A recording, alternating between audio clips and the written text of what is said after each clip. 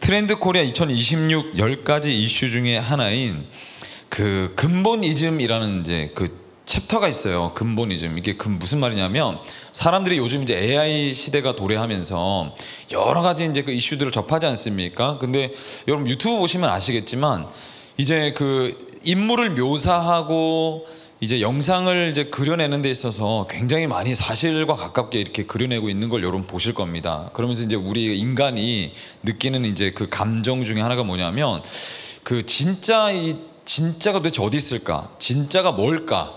이것들을 이제 찾기 시작한다는 거죠. 그러니까 원조가 뭐고 진실은 뭐고 진짜가 뭔지를 궁금해한다. 그래서 이른바 근본이즘 이런 이제 챕터가 붙여져 가지고 사람들이 그런 진실을 찾아 헤매는 상태 가운데 있다. 이걸 얘기를 합니다.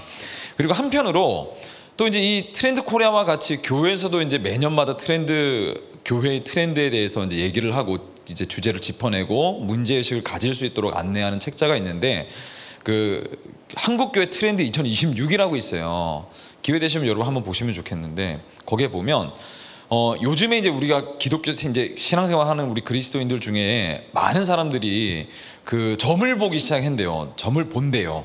점을 보고 점집에 찾아가서 궁합도 보고 뭐 이런 일들을 이제 한다는 거죠. 야, 큰일 났어 진짜. 이거 어떻게 해야 되나 지금. 근데 왜 그렇게 무속에 빠져가지고 그렇게 이제 그 점을 보고 하느냐라고 이제 물어봤더니 첫 번째 불안감이죠. 인생의 불안감. 근데 이제 그거보다 더 앞서서 뭐냐면 불안한 마음을 나눌 사람이 교회에 없다 이렇게 얘기를 해요. 내가 너무 불안하고 두려운데 이걸 나눌 사람이 없다. 뭐 저번에도 말씀드렸지만 그래서 공동체가 필요한 거죠. 두 번째는 이렇게나마 내 미래에 대해서 좀 들을 수 있으니까 마음이 한편으로 좀 안심이 되더라. 이게 진짜인 줄 가짜인 줄도 모르고 들으면 마음이 이제 편안한다. 그렇죠. 그래서 여러분 그 사람을 상담할 때 그거 아세요? 저는 제가 가지고 있는 직업병 중에 하나가 뭐냐면 계속 정답을 얘기하고 싶은 게 있어요. 이거 좀 어떻게든 해결해 주고 싶고 정답을 말해주고 싶은데 사실 상담한테 제일 중요한 건 뭐냐면 정답을 얘기해 주는 게 필요한 게 아니라 그 사람의 말을 들어주는 게 제일 중요하거든요. 그러면 알아서 정답을 찾아가기 때문에 이제 들어주는 귀를 가지고 있는 게 중요하다 하는데 그 점집이 마치 좀 그런 거지 않을까라고 저는 조심스럽게 생각을 해봐요. 미래가 맞을지 안 맞을지 그건 모르는 거지. 그래 너무 확실하게 상대방이 나를 본 적도 없는 사람이 너무 확실하게 내 미래에 대해서 얘기를 해주니까 진짜 그런가 보다 좀 안심이 되네 이렇게 이제 생각을 할 거 아니겠어요. 근데 이제 이런 트렌드들을 가만히 이렇게 보고 있으면 이제 이 불안정한 시대 가운데 손에 잡히는 건 점점 사라져 버리니까 뭔가 내 손에 그래도 쥐고 싶고 알고 싶고 안정감을 누리고 싶으니 이런 진짜가 뭔지 무속에 이제 관심을 가지기 시작한다라는 겁니다. 그래서 점점 초월적인 어떤 뭔가에 나를 계속 기대고 싶어 하는 거죠. 그래서 현대인들이 여러분 교회가 절대로 망하지 않는 이유 중에 현실적인 이유 중에 하나가 뭐냐면 지금 현대인들은 아주 영적인 부분에 관심을 많이 기울이고 있어요. 그래서 교회는 망하지 않습니다. 영적인 것들을 사람들이 지금 갈수록 더 많이 관심을 기울이고 있기 때문에 초월적인 뭔가에 내 인생을 기대고 싶어 한다는 거죠. 그래야 조금이라도 내 마음이 좀 안정될 것 같으니까. 문제는 우리도 똑같이 불안감을 가지고 있다는 겁니다. 그리스도인이라고 뭔가 다를까? 그게 아니라는 거예요. 우리도 막연한 인생에 대한 불안감을 가지며 살아가고 있다라는 거예요. 그런데 문제는 그리스도인들도 똑같은 불안감이 있는데 무속으로 이걸 해결한다라는 그 방법은 조금 틀렸다라고 말씀을 드리는 거죠. 그 어떤 마음으로 그걸 하는지는 제가 공감이 가는데 방향은 틀렸다는 겁니다. 한마디로 여러분 예수를 믿는 사람들이 의지하고 기대야 할 하나님을 우리가 너무 모르는 시대다라고도 얘기할 수 있어요. 하나님에 대해서 정말 우리가 잘 알고 있다면 하나님과 함께 하나님과 관계를 누리며 살고 있다면 무속까지는 가지 않을 텐데 그러니까 마치 여러분 성경에 나와 있는 사사시대와 같은 모습을 우리가 보면서 살고 있는 거죠. 자기 눈에 보기 좋은 대로 하나님이라는 간판은 이렇게 내 삶에 붙여놨는데 사실 실상을 이렇게 뚜껑을 열고 들어가 보면 하나님은 안 계시고 하나님으로 이름만 붙여진 내가 만들어 놓은 우상을 섬기며 살고 있는 그런 시대가 아닌가 생각해 봅니다. 왜 이렇게 됐을까? 우리가 너무 한켠 결핍이었죠. 그렇죠? 우리나라가 뭐 일제시대, 일제강점기와 6.25라는 시대를 거치면서 우리의 실제적인 현실에 대한 결핍이 있어서 그 결핍을 채우려고 애쓰다 보니 복을 추구하게 되었고 인생의 성공을 목적으로 삼게 되었죠. 근데 거기에 너무 우리가 치우친 나머지 정작 우리가 알고 배워야 될 하나님에 대해 배우지 못했고 따라가야 될 십자가에 대해서 고민해 보지 못한 것이 아닌가. 진짜를 따라가야 되는데 안고 없는 찐빵, 팥 없는 팥빵만 계속해서 먹고 살았던 건 아닌지. 감사라는 것도 사실 그래요. 우리가 하나님 앞에 하나님 감사합니다라고 고백하는 건 사실 내 인생을 하나님께서 내 삶을 선하게 이끌어 주신 것에 대한 고백이잖아요. 그럼 조금만 더 생각을 해보면 내 삶이 하나님께 달려있다라는 결론을 내린다는 겁니다. 감사로 고백한다는 것은. 근데 이걸 모르고 때로 잊어버리니까 감사가 나오지 않게 되었다라는 거죠. 보통 여러분 감사할 때는 어떻습니까? 우리가 보통 감사할 때는요, 내가 원하는 것이 내가 원하는 때에 내가 원하는 만큼 이루어지면 감사를 하게 됩니다. 조건부 감사죠. 조건부 감사. 그런데 그리스도인들도 그럴까? 과연 그리스도인들도 내가 원하는 때 원하는 만큼, 그죠? 원하는 분량대로 이루어지면 감사를 하는 존재들인가? 우리는 좀 결이 다르죠. 그리스도인들이 바라는 감사는, 할 수 있는 감사는 조건이 채워졌을 때만 하는 감사가 아니라는 겁니다. 세상은 왜 성공하려고 하느냐? 자기 중심적 사랑에서 모든 것이 출발하기 때문에 그렇습니다. 내가 원하는 대로 되어지는 그 마음의 중심에 딱 들어가 보면 나를 사랑하는 거죠. 아니, 나만 사랑하는 거죠. 나만. 그래서 나만 잘 되기를 원하는 겁니다. 그래서 내가 성공해야 진짜 성공하는 것이다라고 보는 것이죠. 그런데 그리스도인의 성공은 목적이 좀 달라요. 지향하는 바가 좀 다릅니다. 왜? 그리스도인의 성공은 성공이 목적이 아니고 성공이 수단인 거예요. 그럼 우리의 목적은 뭔가? 첫째, 하나님을 영화롭게 하고, 둘째, 이웃을 사랑하는 거죠. 하나님을 섬기고 이웃을 섬기기 위해서 성공이라는 걸 수단으로 삼아 흘려보내는 것이 우리의 정말 진정한 성공이다. 이렇게 우리는 고백을 하는 겁니다. 세례 요한이 그래서 그렇게 말씀하지 않습니까? 그는 흥하여야 하겠고 나는 쇠하여야 하리라. 우리의 삶을 허락하신 하나님은 흥하여야 하겠고 나의 삶은 날이 갈수록 쇠하여져야 하리라. 나는 낮아지고 하나님이 높아지시길 원합니다.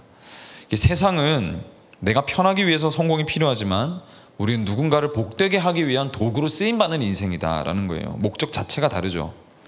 그래서 세상은 계속 이분법적으로 나누는 것 같지만 어쨌든 세상은 성공과 돈을 위해서라면 자신을 파괴하기를 서슴지를 않아요. 내가 망가져도 돈 많이 벌 수 있으면 되는 거지. 그쵸? 근데 우리는 절제합니다. 왜냐하면 이 성공이라는 것이 하나님보다 더 중요하지 않다는 것을 계속 우리에게 상기시키는 거죠. 그렇죠? 하나님이 잃어버리면 모든 걸 잃어버리는 거니까.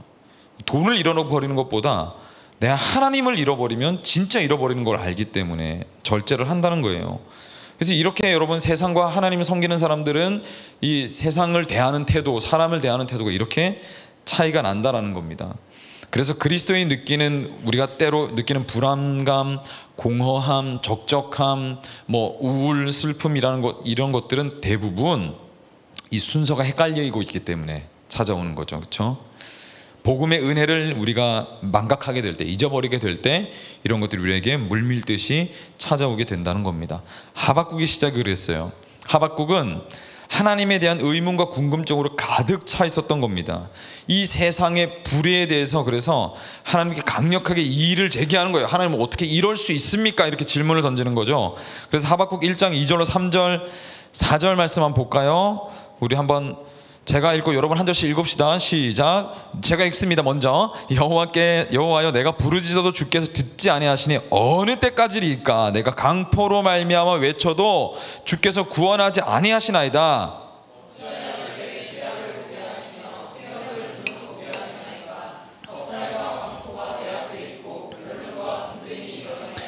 이러므로 율법이 해이하고 정의가 전혀 시행되지 못하니 이는 악인이 의인을 내어샀으므로 정의가 굽게 행하여졌습니다.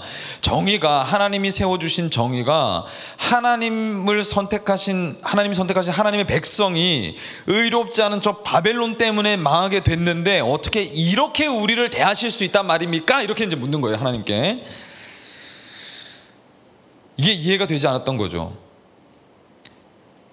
어떻게 그리스도인이 아니고 저렇게 정말 속된 말로 정말 개차반같이 사는 저런 사람들에게 우리를 넘겨주실 수 있으세요, 하나님? 이것이 맞는 겁니까? 이렇게 묻고 있었던 겁니다.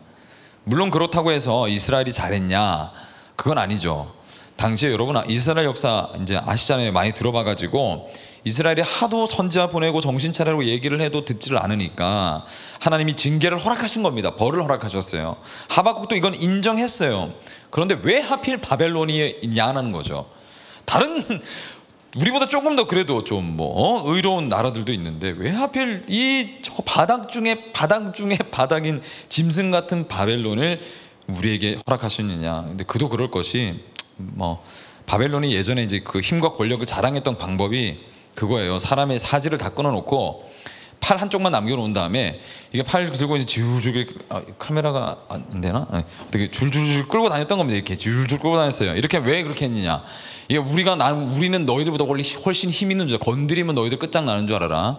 그리고 또 이제 도시를 하나 정복하면 그 도시에 있는 사람들을 다 장대에 매달아서 성 밖에다가 다 매달아 놨어요.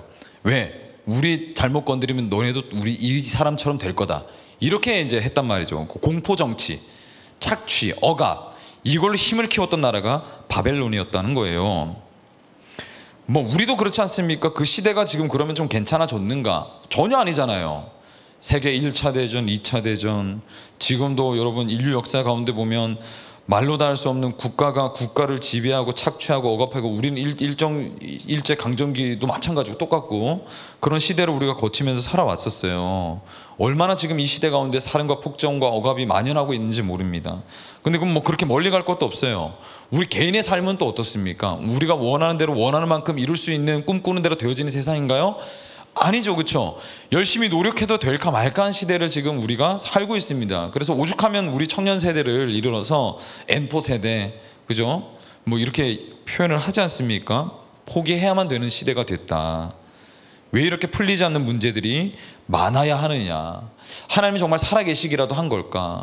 왜 우리가 이렇게까지 문제 가운데 살아야만 되는 걸까? 거기서 오는 불안함이 있고 억울함이 있고요, 두려움이 있고 분노 같은 게 있다라는 겁니다. 근데 우리가 그런 어떤 여러 가지 부정적인 감정들을 느끼는 이유를 근본적으로 계속 이렇게 진단을 한번 해보자면, 일단 우리는요, 우리를 잘 몰라요. 우리를, 인간이라는 존재를 우리가 잘 모르기 때문이고, 또 하나님을 잘 모르기 때문에 그런 부정적인 감정에 휩싸일 때가 있다. 그리고 또 더 나아가서는 우리가 하나님을 다 안다라고 생각하는 교만이 있기 때문에 이런 감정들이 휩싸일 때가 있어요. 그리고 더 궁극적으로는 우리가 하나님을 신뢰하지 못하기 때문에 이런 감정들이 우리 안에서 솟구쳐 오르고 해결되지 않는다는 거죠. 그래서 오늘 말씀을 통해서 우리는 오늘 우리를 조금 알아볼 겁니다. 그리고 하나님을 좀 알아볼 거고, 하나님 앞에 우리가 얼마나 겸손해야 되는지를 또 한번 살펴볼 거고요. 마지막으로는 우리가 하나님을 신뢰해야 되겠다라는 결단까지 나아가면 오늘 말씀을 마칠 건데 시간이 얼마 없네요. 빨리 해봅시다. 첫 번째, 하나님의 섭리는 다 알 수가 없습니다. 오늘 제가 이제 설교를 준비하면서 2009년도에 팀켈러 목사님이 이제 설교하셨던 설교문도 제가 참고를 했거든요. 그래서 거기서 좀 많은 영감을 또 받았다는 걸 여러분들에게 또 안내를 드리면서 오늘 설교 좀 시작했으면 좋겠는데, 고대 근동의 역사를 여러분 어렴풋이나마 조금 들어보셨으면 아시겠지만 어떤 제국도 어떤 나라도 영원할 것 같았지만 영원한 나라는 없었어요. 영원할 것 같았지만 영원한 제국은 없었다. 그렇죠? 모든 제국들은 역사의 흐름에 따라 피었다가 졌습니다. 여전히 왜 바벨론이어야 했는지는 우리가 모르지만, 당시에 이스라엘 백성들도 몰랐지만, 이스라엘이 망하고 왜 흩어져야만 했는지는 우리는 알고 있어요. 지금의 우리는. 당시에 그 사람들은 몰랐겠지만 우리는 알고 있죠. 하나님께서 이른바 여러분 그 당시에 바벨론 때문에 이스라엘이 망하고 나서 하나님이 어떻게 하셨습니까? 이스라엘 백성들을 탁 잡아가지고 바벨론 이방 국가로 다 이렇게 옮기셨어요. 그렇죠? 뭐 귀족들을 선두로 해고 필두로 해가지고 이스라엘 백성들을 이방 국가로 옮겼단 말입니다. 그리고 이제 역사가 흘러가요.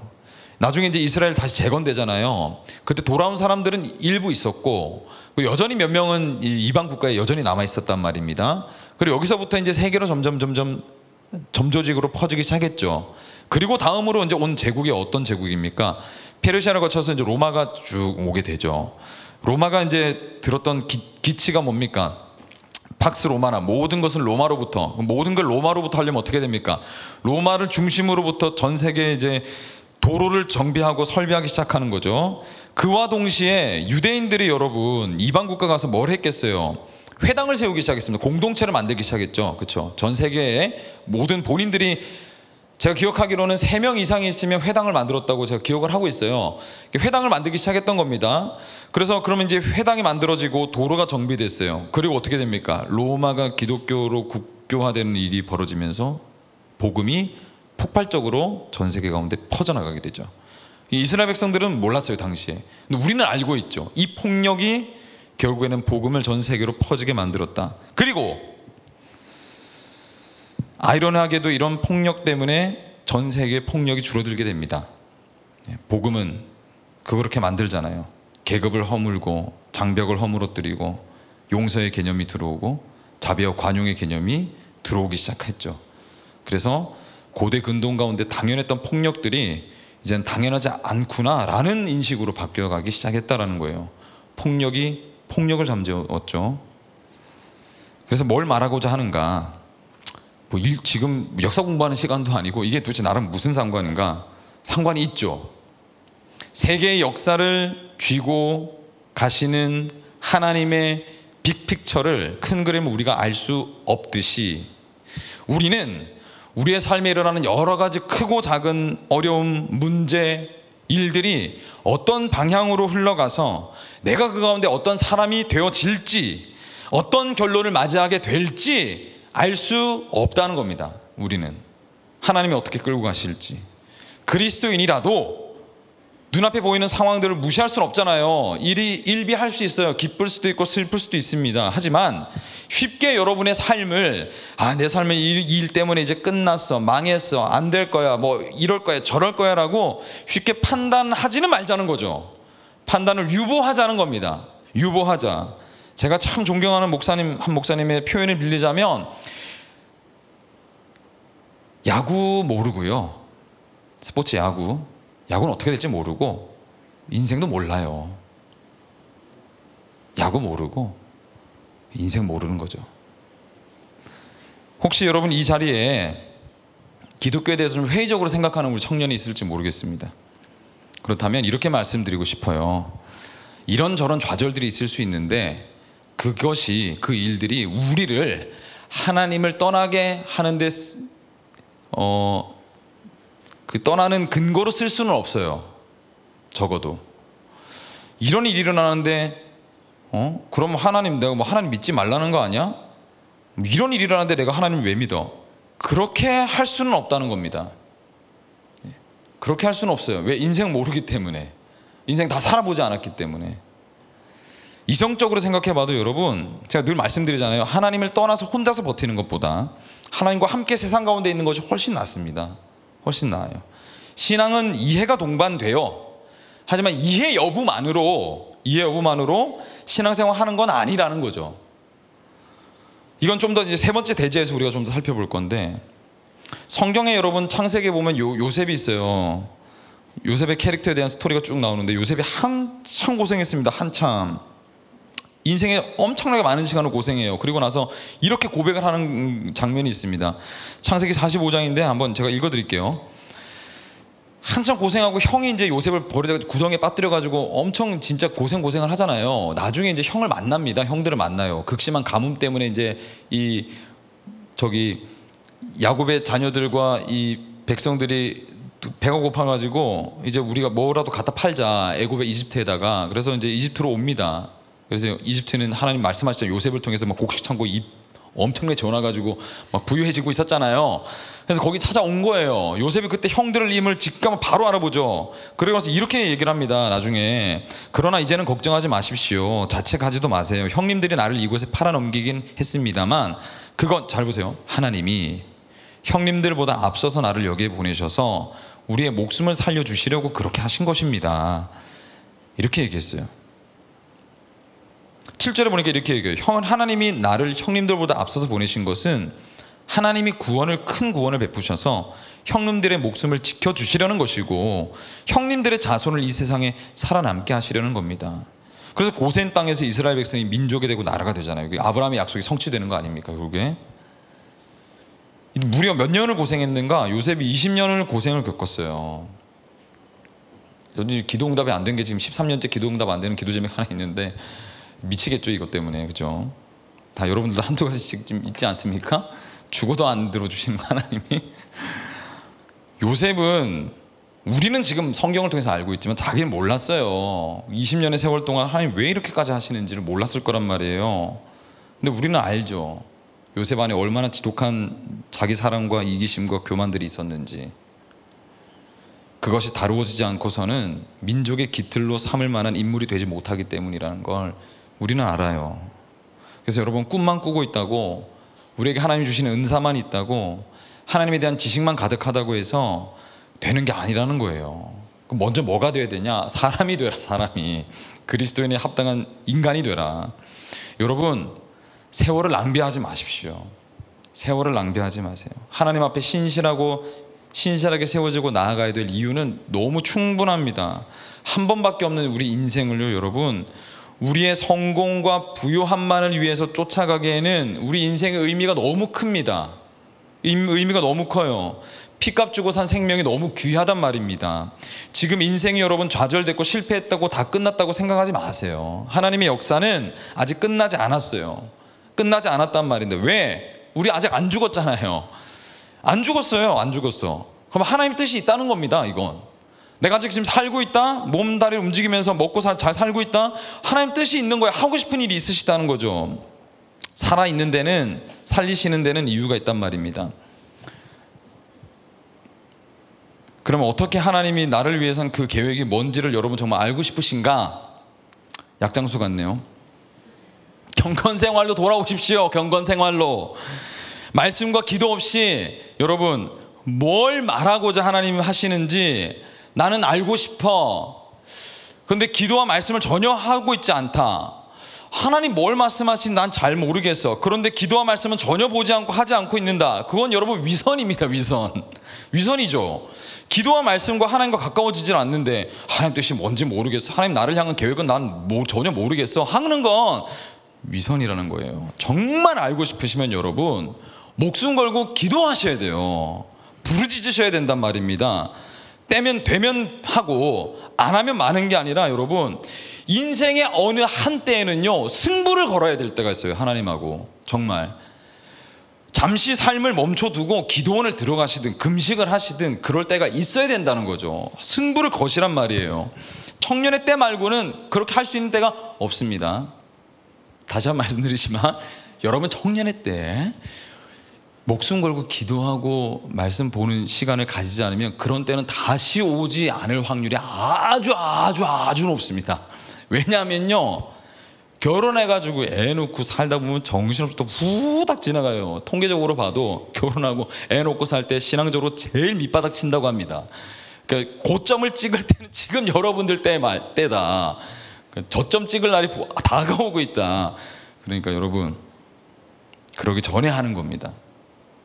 목숨을 거십시오. 하나님께 정말 인생의 때에 시간을 계속 가고 있는데 주여 목숨을 거세요. 여러분 정말 목숨을 걸고 인생 하나님께 던지고 나아갈 때가 있어야 한다는 겁니다. 둘째, 하나님만이 전지전능하십니다. 하박국 1장 12절로 14절 말씀 다 같이 읽어봅시다. 시작.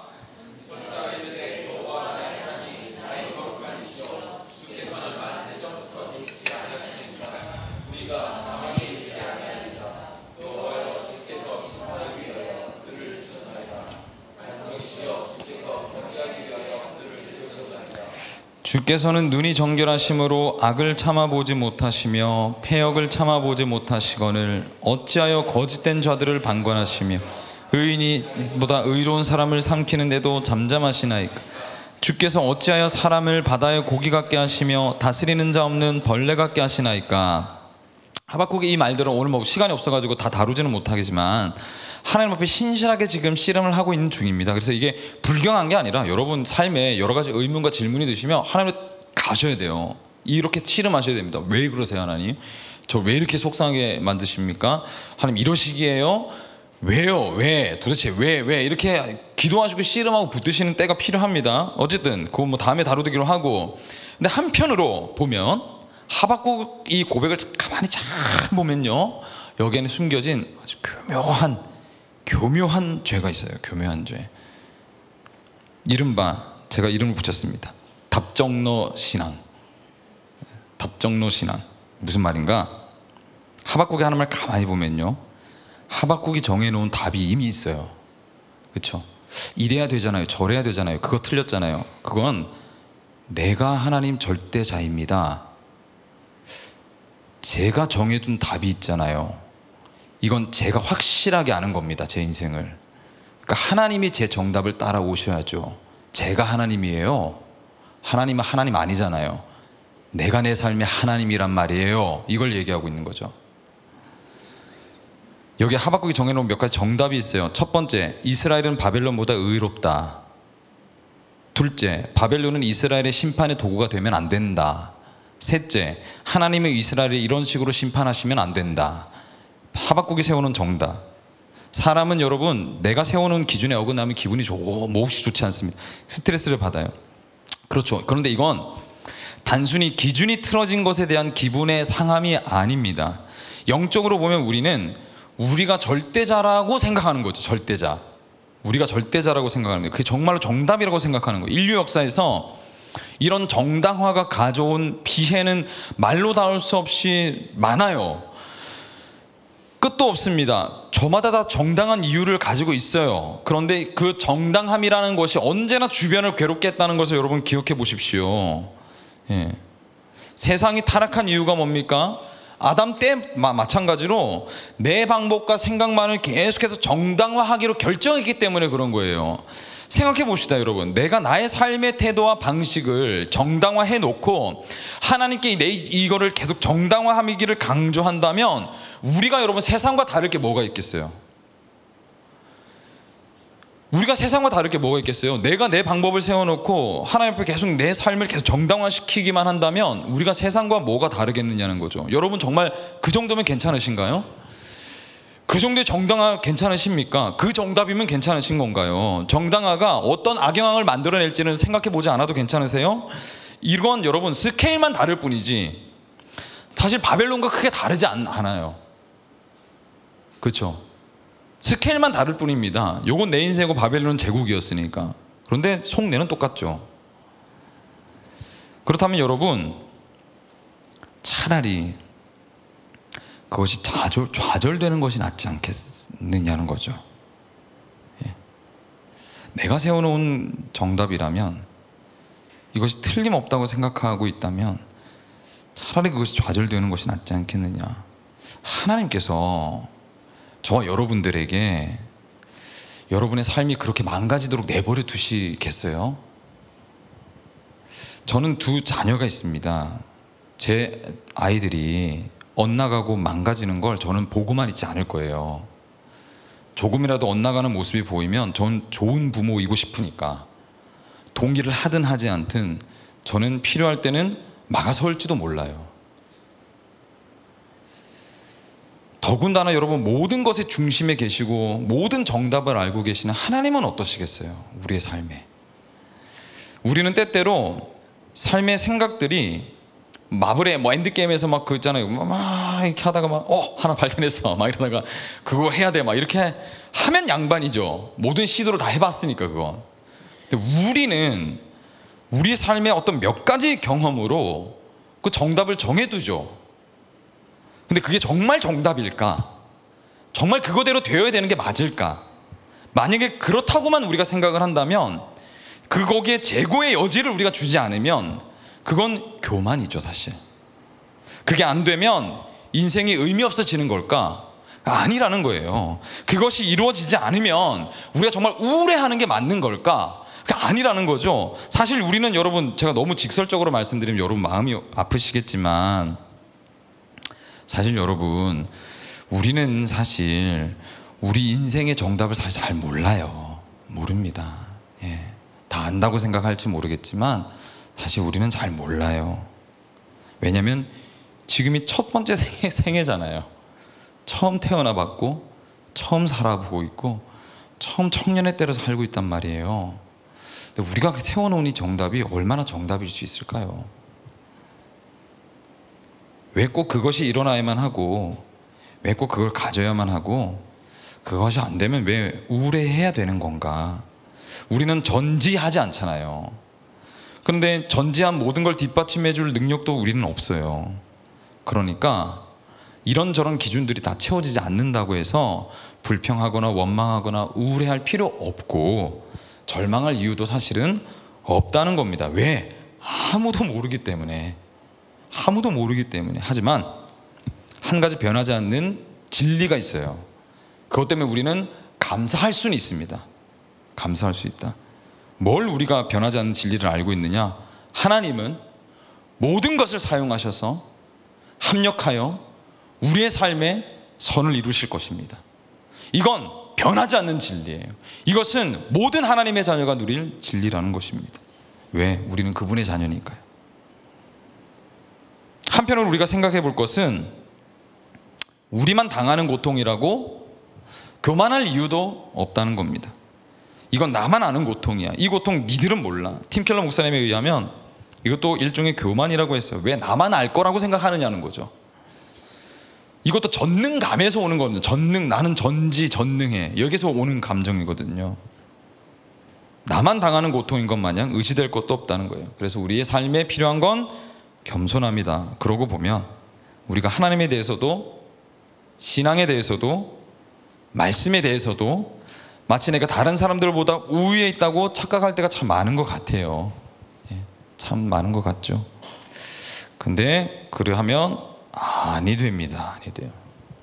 이 감각은, 이 감정은 내가 누구들보다 좀 더 난 많이 알고 있고, 나는 조금 더 탁월한 것 같고, 나는 좀 우월한 것 같다라는 이건요, 그냥 놔둬서는 안 됩니다. 그때 필요한 게 뭡니까? 그 돌이키는 거, 회개가 필요한 거죠. 회개. 눈에 보이는 죄보다 더 큰 죄가 뭡니까? 보이지 않는 죄예요. 근데 이것이 우리 마음에 드러날 때, 말씀을 우리가 들으면요, 이건 찔림을 받고 드러나게 되거든요. 이게 정상적인 겁니다. 그래서 목사님 오늘 말씀 겁나 세네, 이거 겁나 마음 찔리네, 야 내가 신앙생활 잘못한 건가? 그게 맞아요. 그런 반응이 아무런 감정도 없고 감각도 없고 뭐 멍하고 있으면 이게 심각한 거죠, 사실. 더. 그래서 우리는 하나님께 감사할 수 있어요. 드러나게 하셔서. 그리고 또 회개할 수 있죠. 세 번째, 그래서 하나님을 신뢰하는 것이 지혜다. 오늘 본문이죠. 읽었다 치고 넘어갑시다. 시간이 얼마 없어요. 하박국은 죄인의 나라에 집어삼켜질 것을 다 알고 있었어요. 이제 다 알아버렸죠. 심하게 두려워서 떨고 있는 겁니다. 지금 16절에 입술이 떨리고 창자가 흔들리고, 앞으로 이제 이걸 내가 알게 됐으니까 극도의 불안감을 나타내는 거거든요. 이거 지금 하박국이 멘탈이 완전히 나가버린 거죠. 그런데 그 이후에 나오는 고백을 보세요. 아무것도 없고 내가 원하는 대로 전혀 되지 않을지라도 나는 기뻐한다. 왜? 하나님이 나와 함께 하시니까. 진정한 감사, 내가 성공할 때 이루어되는 것이 아니라는 거예요. 오늘도 우리를 붙잡으시는 하나님이 존재하시고, 우리를 구원하심에, 우리와 함께 하심에 우리가 감사할 수 있다는 거죠. 내 일이 내가 원하는 대로, 내가 원하는 때에, 내가 원하는 만큼 되어지는 것이 때문에 그냥 감사하는 것이 아니라, 하나님이 나를 자녀 삼으셔서 오늘도 나와 함께 하시는 것 때문에 우리가 감사할 수 있다는 거예요. 여러분, 우리 삶에 찾아오는 여러 가지 핸디캡들이 있습니다. 누구는 가난일 것이고, 누구는 실패일 것이고, 누구는 건강일 것이고, 누구는 원하는 대로 되지 않음이 있겠죠. 삶에 찾아오는 이 모양 저 모양의 상실, 아픔, 그리고 분노하게 만드는 여러 짜증거리들이 우리 세상에 너무 질비합니다. 그렇지 않습니까? 우리가 그걸 피할래야 피할 수가 없을 때가 있어요. 이 설교하고 있는 저도 마찬가지죠. 저도 여러분 세상에 똑같이 살고 있으니까, 그렇죠? 모두는 다 한두 가지쯤에 어려움들을 경험했고 지금도 경험하고 있고 앞으로도 겪게 될 겁니다. 그런데 하나님을 믿고 살아가는 저와 여러분들에게는 이런 어려움들이 도리어 기회가 될 수 있다고 제가 적극적으로 말씀드리고 싶네요. 그것도 천금과도 같은 기회다. 이건 아이러니죠. 왜 내가 원하지도 않는 아픔을 겪는 게, 목사님 왜 제 삶에 천금과도 같은 기회라고 하십니까? 목사님 정신이 나가셨나요? 없으십니까? 오늘 뭐 바쁘다고 들었는데 지금 밥을 안 드셔가지고 정신이 나가신 거 아니에요? 당 떨어지셨나요? 지금 좀 심각하신 것 같은데, 이게 아니라 정말 그래요. 왜냐하면 잘 들으세요. 이것만 들으시면 됩니다, 여러분. 우리는 우리 인생에 가장 저점을 찍을 때야 비로소 하나님과 우리 사이에 착취적인 관계를 바로잡을 수 있습니다. 우리가 인생의 가장 저점을 찍을 때에야 비로소 우리는 하나님과 우리 사이에 이기적이었고 착취적인 관계를 제자리로 돌려놓을 수 있게 된다는 겁니다. 여러분, 그 성경에 보면 요나라고 있어요. 요나. 민족주의, 유대주의로 아주 똘똘 뭉쳐 있었던 정신이, 그 선지자 요나, 뭐가 옳은지 그른지 전혀 분간되지도 않고, 너 바벨론의 수도 니느웨로 가서 그 사람들을 좀 살려야 되겠다고 했을 때, 근데 이거 화가 날 만하죠. 우리도 그렇잖아요. 아까 바벨론 얘기했잖아요. 얼마나 폭력적으로 억압하고 공포 정치를 했던 자들인지. 근데 거기에 제일 핵심인 수도에 가서 회개하라고 하나님 마음을 전하라고 말씀을 하시니까, 이 사람들 하나님 정신이 없으신 거 아니에요? 이 사람들 우리 유대인들 다 망가뜨린 사람들이잖아요. 근데 여기 중심에 들어가가지고 회개하라고 하라고요? 하나님, 제가 아무리 선지자라도 전 그거 못하겠어요 하고 떠났단 말입니다. 도망쳤죠, 다시스로. 그때 하나님 어떻게 하십니까? 하나님이 좋으신 분이죠. 엇나가는 요나를 그대로 내버려 두지 않으시고 붙잡아다가 그 고기 뱃속으로 집어넣으십니다. 사흘쯤 있었다고 해요. 그때 요나가 여러분 어떤 기도를 하는지를 봅시다. 요나서 2장에 보면, 제가 읽어드릴게요. 요나가 물고기 뱃속에서 주 하나님께 기도드리며 아뢰었다. 내가 고통스러울 때 주님께 불러 아뢰었더니 주님께서 내게 응답하셨습니다. 내가 스올 한가운데서 살려달라고 외쳤더니 주님께서 나의 호소를 들여주셨습니다. 내 목숨이 힘없이 꺼져갈 때에 내가 주님을 기억하였더니 나의 기도가 주님께 이르렀으며 주님 계신 성전에까지 이르렀습니다. 헛된 우상을 섬기는 자들은 주님께서 베풀어 주신 은혜를 저버립니다. 그러나 나는 감사의 노래를 부르며 주님께 희생 제물을 바치겠습니다. 서원한 것은 무엇이든지 지키겠습니다. 구원은 오직 주님에게서만 옵니다. 그리고 바벨론의 중심으로 요나는 걸어가죠. 이후에도 굴곡이 있었죠. 그럼에도 불구하고 요나는 제정신으로 하나님 앞에 나와 하나님 원하시는 뜻으로 걸어가게 됩니다. 우리 인생에 가장 어둠이 있을 때에야 비로소 우리는 하나님의 이기적이고 착취적인 관계를 바꿀 수 있어요. 본능적으로 우리는 현상에 집중하려고 합니다. 주님, 저에게도 홍해가 갈라지는 역사가 있었으면 좋겠고요, 만나가 내리기를 바라고 기적과 치유가 좀 일어났으면 좋겠어요. 상투적인 이야기처럼 들릴지 모르겠지만 주님을 믿게 된 것이 기적이라, 너무 식상하죠. 근데 사실 여러분, 우리가 정말 식상하게 생각해야 될 것이 뭘까요? 기적이 일어나고 내 삶에 원하는 대로 되어지는 것들이 여러분 우리에게는 너무 상투적으로 들려야 하는 거예요. 정말 우리의 귓전을 때리고 우리의 마음을 울려야 되는 문장이 뭡니까? 우리가 주님을 믿게 된 것이 기적이라라는 그 말이 내 이 심장을 울리고 가슴을 때리고 내 삶을 진동하게 만들고 흔들어야 된다는 것이죠. 우리가 붙들어야 될 것이 무엇입니까? 하나님과의 진정한 관계의 회복. 내가 하나님의 아버지라 부르고 하나님이 나를 자녀라고 말씀하시는 그 기쁨의 관계 가운데 하나님이 초청하셨을 때에 우리가 예 주님, 제가 주님 나의 아버지께로 갑니다라고 들어가고 초청에 응답하여 나아갈 수 있는 그것을, 그 관계를, 그 기쁨을, 그 자유함을 하나님이 오늘도 원하셔서 우리를 부르시고 계시다라는 겁니다. 하박국은 그것을 그때에, 어느 때인지는 우리가 알지 못하지만 바로 이 3장을 고백할 그때에 깨달았다는 것입니다. 내가 세워놓은 나의 기준들이, 방향들이 이루어지기를 기다리는 것보다 내가 해야 될 건 하나님을 기다리는 것이구나. 내 하나님을 기다리는 것이구나. 여러분 꿈꿨던 것들이 실패로 돌아간다고 해도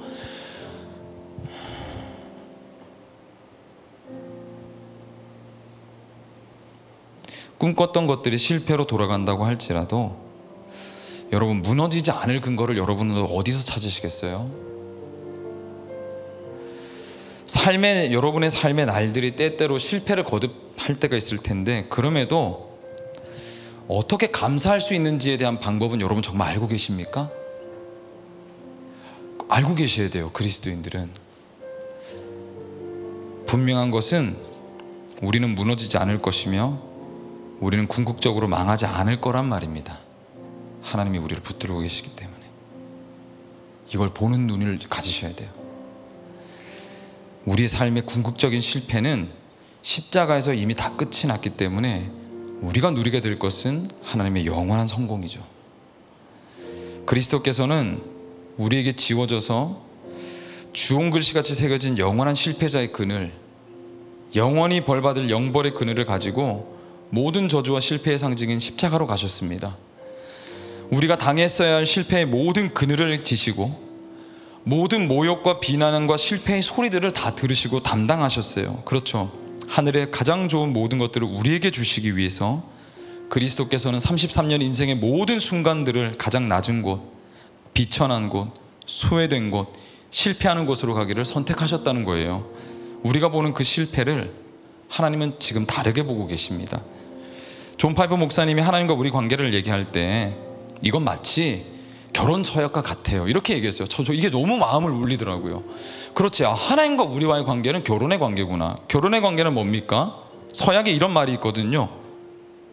기쁘든 슬프든, 부유하든 가난하든, 건강하든 병들든 죽음이 우리를 갈라놓을 때까지 우리는 함께 하겠습니다. 하나님과 우리와의 관계가 이런 관계죠.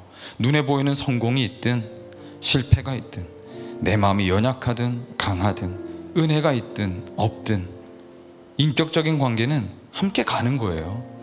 함께 지는 거죠. 하나님이 우리 가운데 초청하신 관계가 이 관계라는 겁니다. 절대적인 감사와 찬양을 할 이유는 우리에게 충분히 있습니다. 감사하지 못할 이유는 없어요. 여기까지가 설교의 끝인데, 그럼에도 불구하고 맞아요, 여러분. 언제 채워질지 몰라서, 이루어질지 몰라서 많이 여러분 두려우시고 또 조마조마하시죠. 맞아요. 근데 여러분 그 마음조차도 주님은 다 아십니다. 다 아세요. 그리고 그거 아시잖아요. 하나님이 그저 우리의 상황을 모른 채로 하나님의 뜻만 이루시길 원하시는 분은 아니시라는 거 여러분 알고 계시죠? 잊지 마십시오. 여러분의 불안한 미래에 무속이 아닌 무소부지하신 하나님께 있습니다. 여러분의 진정한 갓생은 아직 꽃피지 않았습니다. 우리의 진정한 인생을 살게 하시는 그리스도께로 오십시오. 우리 찬양하고 기도했으면 좋겠습니다.